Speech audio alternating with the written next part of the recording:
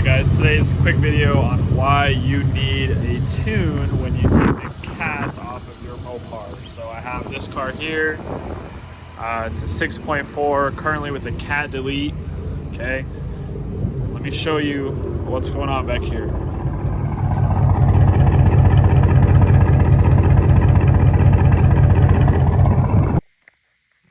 And especially another telltale sign on why you shouldn't remove the cats without a tune. Look at this MPGs. 8.4 MPGs.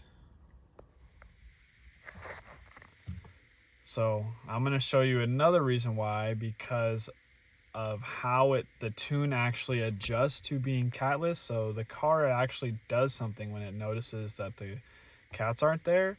Other than what I've already showed you for what happens at the tailpipe. So the car's been sitting for about an hour. So look at what it does back here.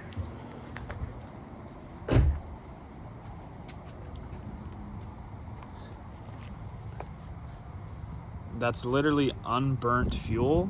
And look at the exhaust pipe. I mean, you can see that it was silver at one point. So this is basically unburnt fuel. The car is literally pouring fuel trying to compensate for the car being catless. And not only does this affect performance, it's also going to affect your economy too. So if you're having unburnt fuel back there, and that's just at idle. This is basically 2 minutes of idle time, if that. So when you're driving, I mean, you're gonna try to punch on it. You're gonna have, black clouds of smoke coming out of the exhaust pipe. The fuel mixture just isn't correct. And then what this can do is this can also foul out, number one, your spark plugs and your sensors. So the front O2 sensors are responsible for adjusting the fueling in what is called a closed loop. The rear O2 sensors, which are in the back, tell the car whether or not the cats are working. So if your sensors are reading a variation that's not within the specified parameters, it's going to tell the car, hey, we need to dump fuel because the cats are getting too hot. And it uses fuel to help keep the cats cool. So that's why it's just literally dumping fuel. And it's so much fuel that it's not being ignited in the cylinders.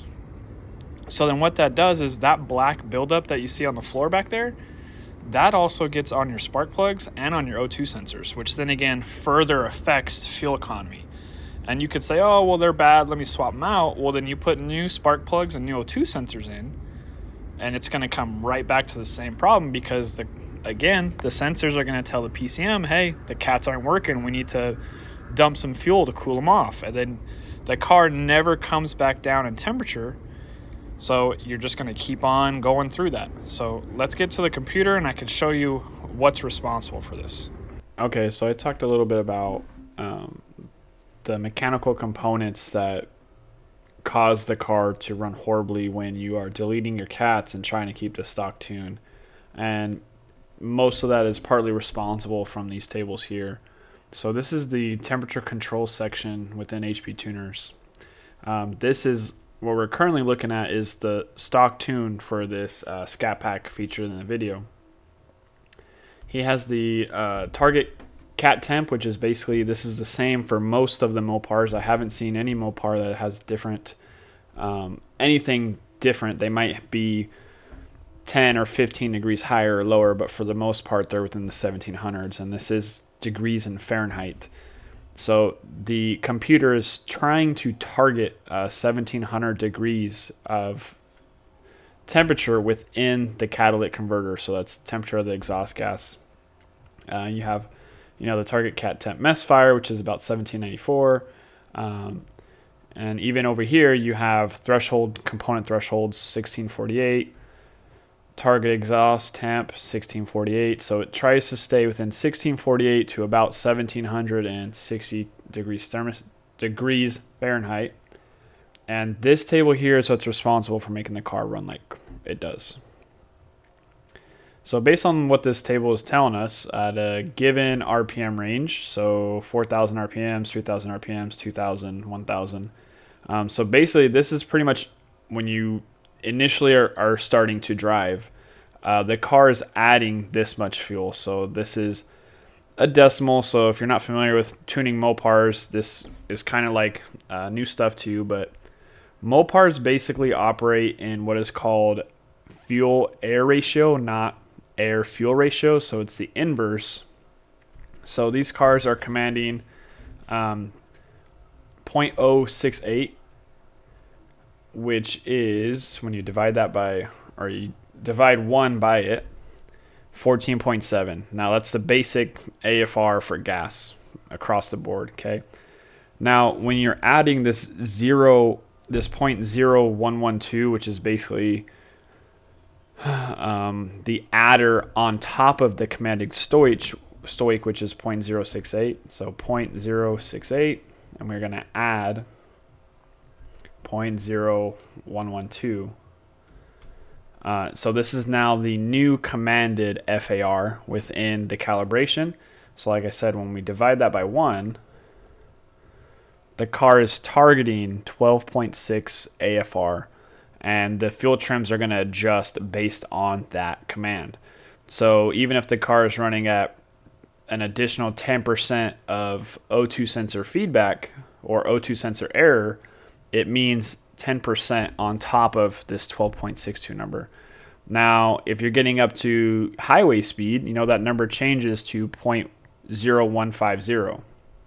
So when you take that into account, 0.068 plus 0.015, you get 0.083, or this is, what is that, tens, hundreds, this is 83 thousandths, okay?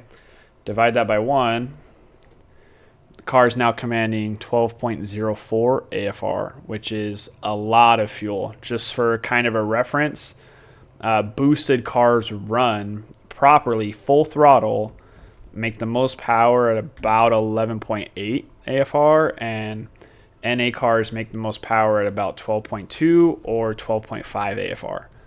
So when you delete those cats and you're keeping your stock tune, this is why your fuel economy goes down to 8 miles per gallon. It should be 16, 17 on regular gas. I mean, in my personal scat, I get 13 to 14 MPGs on E85.